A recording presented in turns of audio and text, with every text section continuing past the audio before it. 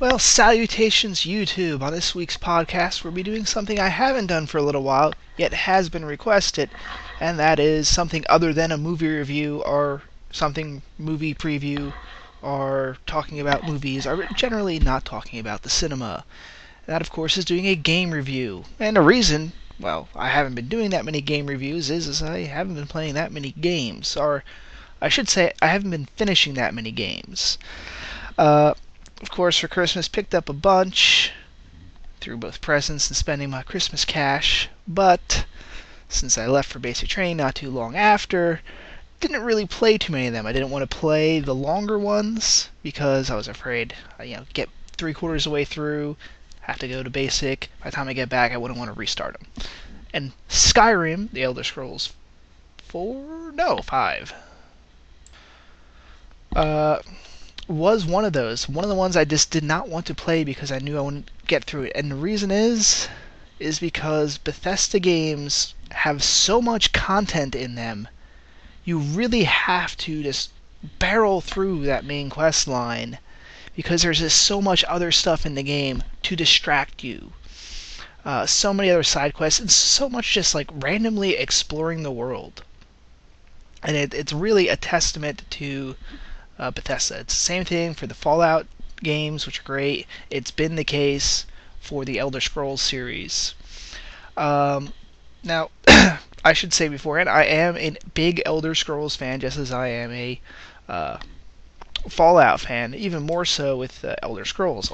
Elder Scrolls 3 Morrowind was really the first RPG I really sat and played a very long time with. I tried a couple of RPGs. I mean, there was Zelda, the original I'm talking about, that I kind of played as a kid, but I really was one of those for a very long time that just did not want to do RPGs, thought they were, that was too nerdy. I'm a man. I play first-person shooters type of a deal. But lo and behold, when we got updated our computer, by update I mean we just bought a completely brand new one, it came preloaded with Elder Scrolls. So I played it. I played the hell out of the game. Didn't play the main quest line, just randomly walked around, challenging, getting into fights, going into random dungeons, and I had a lot of fun. So of course, when Oblivion came out, I purchased that, had fun with that, and was excited to see Elder Scrolls 5 come out. Skyrim. Kind of was thinking they were going to do Skyrim, honestly. It seemed like there was a natural place to kind of go. So much in 3 and 4 had talked about Skyrim, and it just seemed like it'd be an interesting place to visit. So I was extremely happy when it came out that that's what they were doing. But the presentation, when it had that first trailer, it hyped you up. And luckily, this game really does deliver. And it delivers on multiple facets. One, it's got they have a very good gameplay that they polished a lot. And ironic saying polish on a Bethesda game because the system they have is an incredibly glitchy system. But that's where part of the fun is. You can't usually get a crazy glitch and you laugh at it. It doesn't destroy the game. Like, it's not a game-ending glitch. They're good with that at least. But there's those classic Bethesda glitches that are throughout the game. But again, not a problem. But it's a very polished system of how you create your character. And this is what I always loved about the Elder Scrolls game. Is it's so much based on more of what you do as your character. If you use an extremely strange combination, you can do that extremely strange combination. I'll put out what I do, which is not a traditional RPG class. I like to call it the Stealth Mage. You basically are extremely sneaky, but you have a lot of power. Basically what that means is you sneak around, you can pick off a few guys with your archery skills, and the last few remaining you basically destroy with your magic. And if you get into a tough fight, you run around the corner and hide. It's the best way to play the game, really. It is well known within people that do play the series that it is kind of a broken class to play. But you can create that class, and you can also, my character also, not only does he have the ridiculously high stealth uh, archery, and destruction magic. But he's got, surprisingly, because I just loot the hell out of everything I can find and immediately find a merchant to sell it to, I have an incredibly high speech. I can talk my way out of a lot of stuff. So you can really, just by playing the way you play the game, the character really develops that way, and it's very much a more authentic. Because I always like to put it, in real life, people can roll broken characters. Lo and behold, in this game you can as well, and it makes it for very interesting. Because you do have to earn and work your way up to make a character that awesome. And when you do, it becomes quite sweet, because you had to work your ass off to get certain skills and abilities to make your character that powerful. You know, the first time you actually go into a fortress that's stacked up with necromancers, and you decimate them all, you have that first "my character is now a badass" moment. The second badass moment, of course, will be when you kill, well, this might come first or second, when you kill your first dragon by yourself. And that's really the big emphasis on this game. In this game, they have it set up, of course, where the main villains are the dragons, which do play a large part in the lore of all the games here, you know, as most fantasies do, actually. But yes, these dragons are coming back to life. They're attacking pretty much the entire countryside. The countryside, which is already weakened because they have their own civil war going on. And you turns out to be the Dovahkiin, the Dragonborn. I think you all already know this. You have dragon blood in you, unless you can really slay these dragons by yourself if you have to. And they knew that the dragon fighting was going to be the main focus of the game, and so they made it, when you actually fought a dragon, to be like quite an epic experience. They try to make it epic every time. They have, you know, perfectly set up sometimes where there's set battles. I was wandering up on a mountainside where I was got a contract to go find a dragon to kill, and it was set up perfect. You're on a ledge overlooking a very dramatic drop off this mountain. You know, dragon flies off, he jumps around, there's a couple of perches he'll jump on. That's exciting, but that's pre-planned. They also got it excellently done, where you're just wandering around, and all of a sudden you hear that dragon sound. And he's flying, he comes on down, and you have to get into that fight. A fight you weren't planning on, with what in most games would be a boss character, or something a little harder. The higher, of course, the higher up you get, the easier it becomes to fight the dragons. But they have this wonderful soundtrack where they took the original Morrowind theme and they made it very operatic. And they start playing that. Not at first. It's not. I like how they did this with the music. Is they don't just have it switch. They have it slowly kind of transition from the start of the fight, and then they wait for a little bit because they know it's going to take you a little while to get a fight started.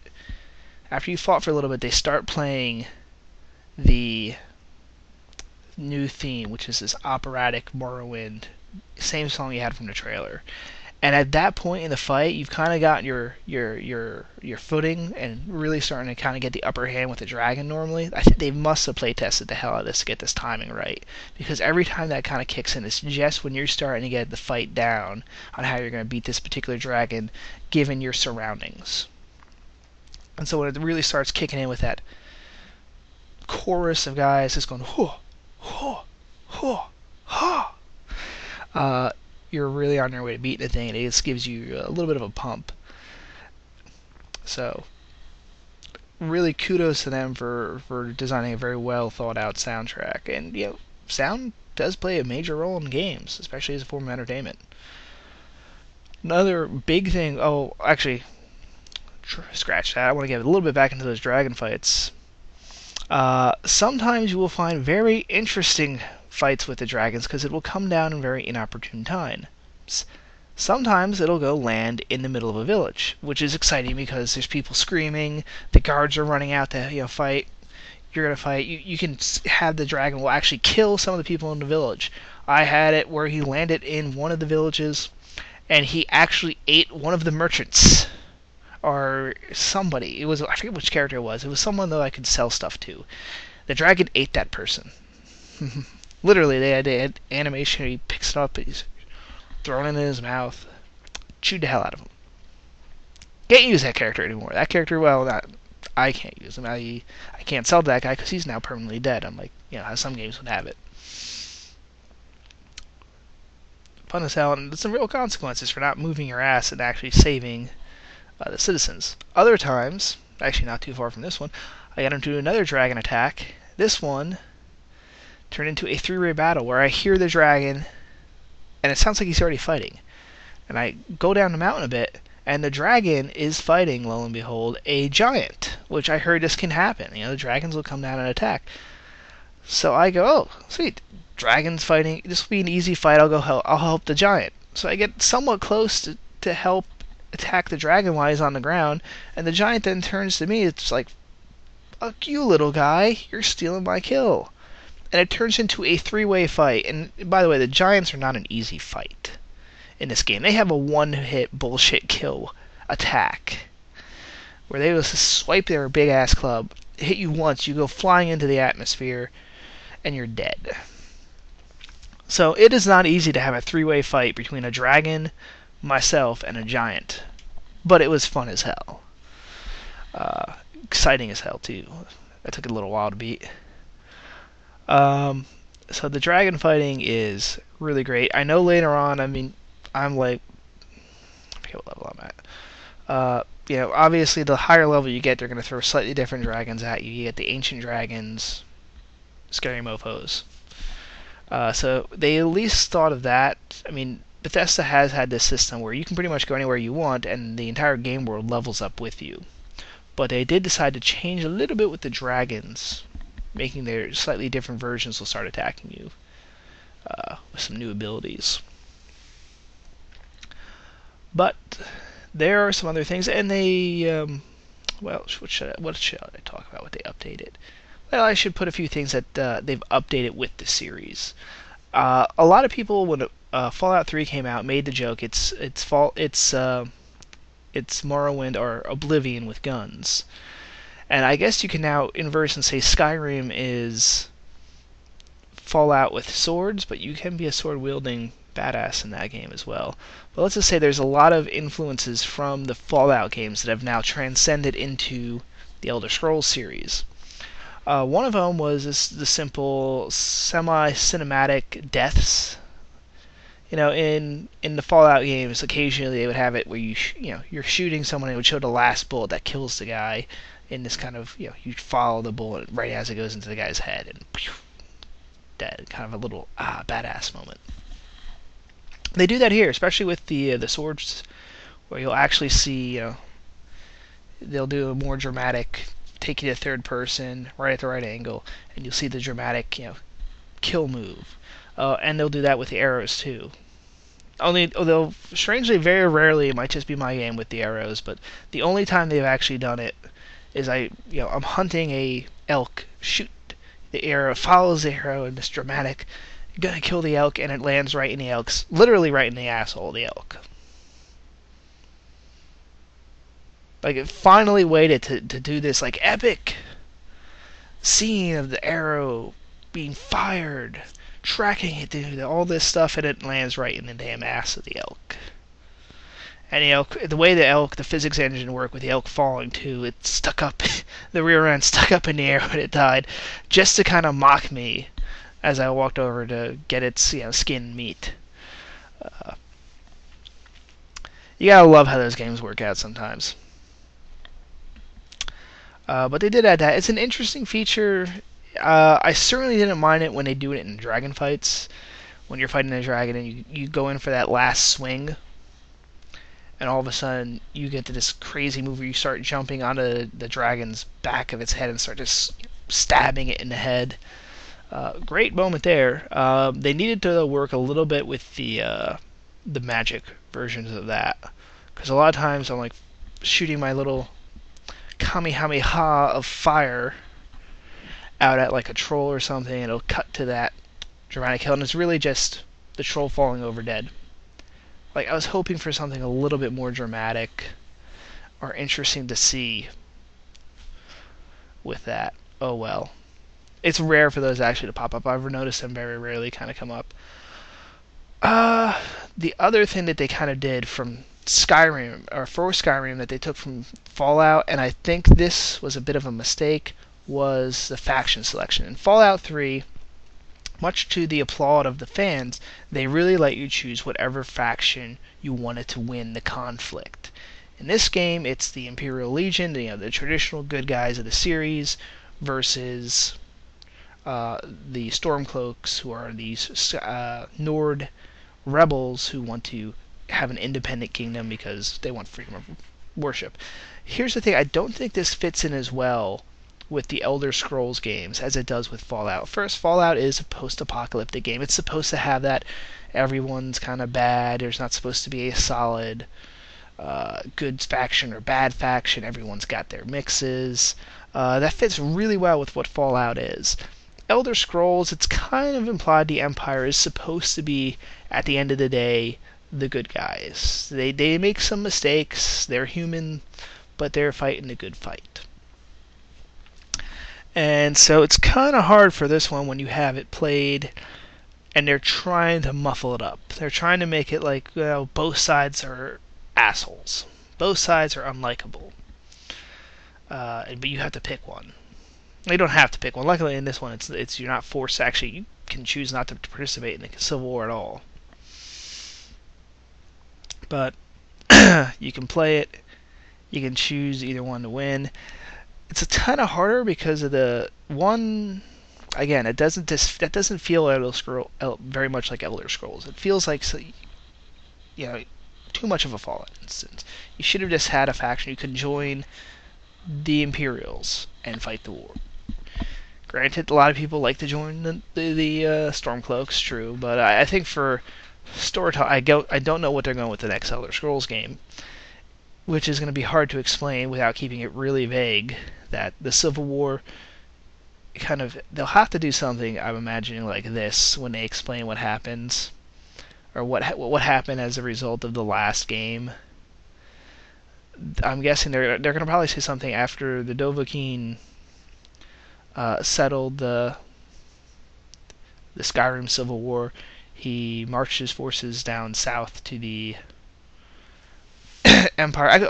I would not be surprised if they imply that the Dovahkiin reestablished a stronger empire afterwards, or something along those lines, or just to say that, even with the conclusion of the Civil War in Skyrim, the Empire was incredibly weakened, i.e. you could say the Empire won, but it cost them too much, or the Empire lost, and therefore they didn't have as much strength. So something along those lines are going to have to make something vague, but it could easily mess up the series.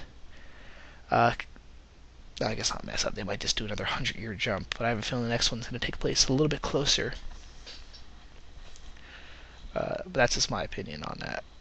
Let's see. Magic system is really easy to use in this game, though. They have fixed that with the dual wield ability is very useful, especially since you can have both your regular weapon out, like a sword, and let's say a fire spell ready, or even really convenient the clairvoyance spell, which will tell you exactly where you're supposed to go, or a ward spell up, or something to defend you, or restoration.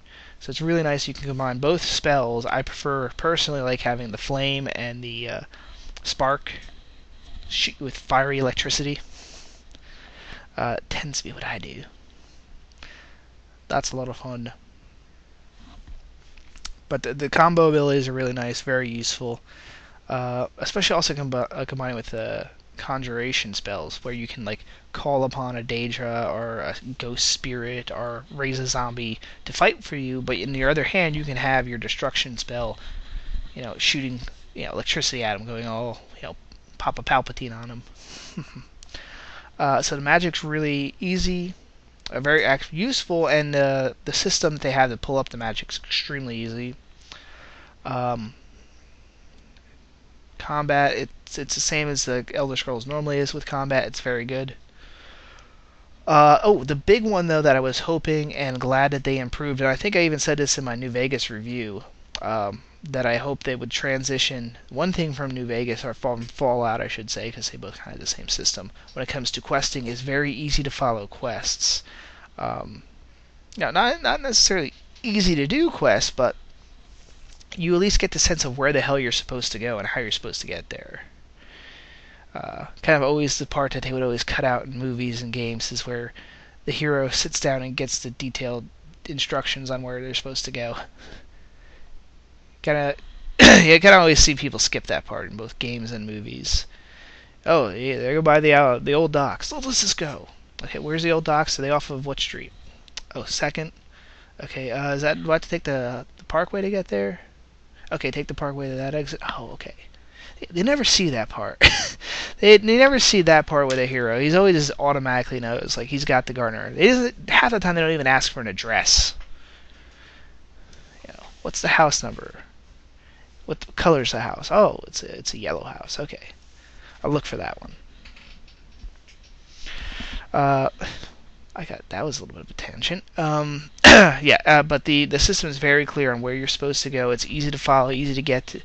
Okay, I'm picking up this. Okay, I'm supposed to look over on this particular mountain. It's already marked. It'll automatically mark it on my map. I can walk over to it.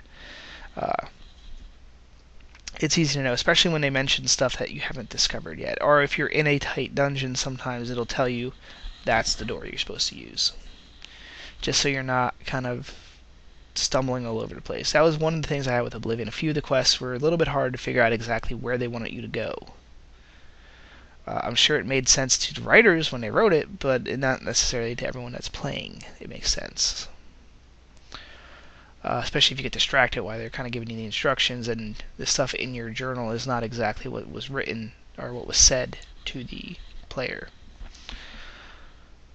Of course, yeah, if you're really, that's, in reality, you can always go to the wiki, yes, but some people don't want to do that.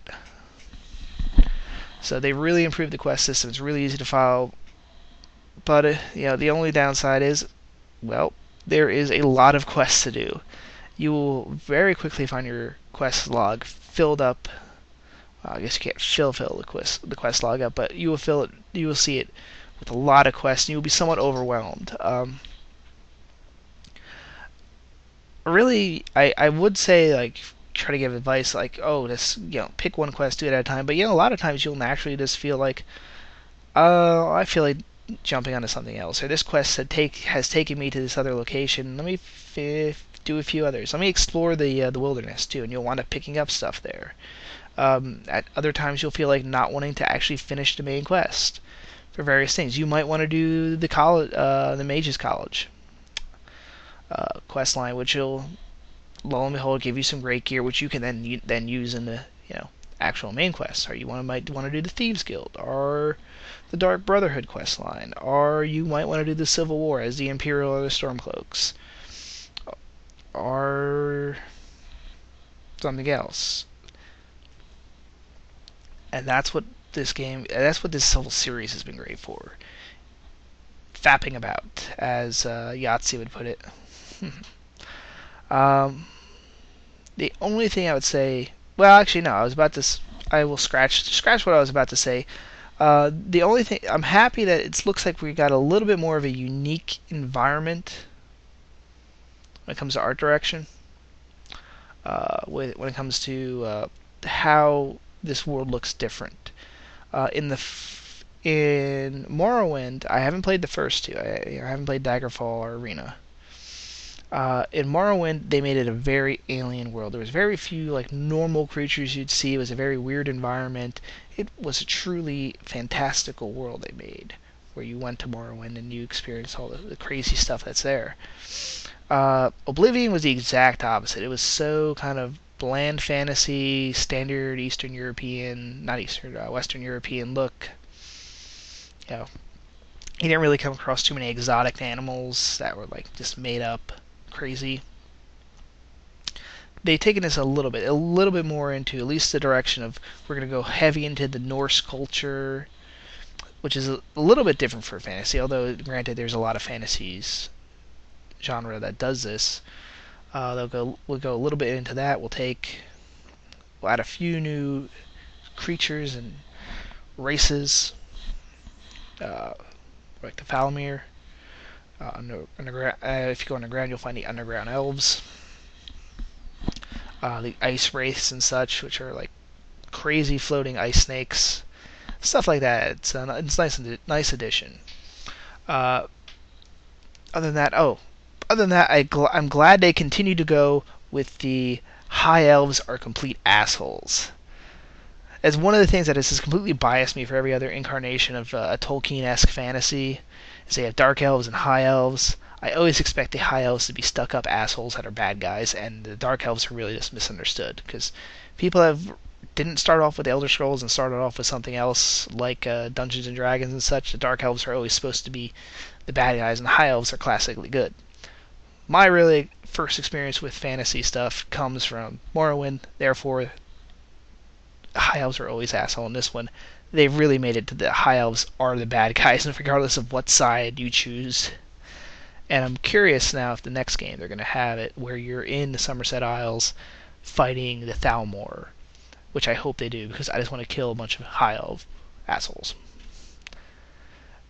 One thing I do, I might support the Empire, but I will go around and find those Thalmor patrols and just slaughter them. Anyway, I think that's my review. I highly recommend the game. Granted, this is really late. I'm sure you've all already have heard or heard reviews, read reviews, or played the game yourself. So tell me if you agree or disagree. Always interested in fan feedback. Hasta luego, fellas.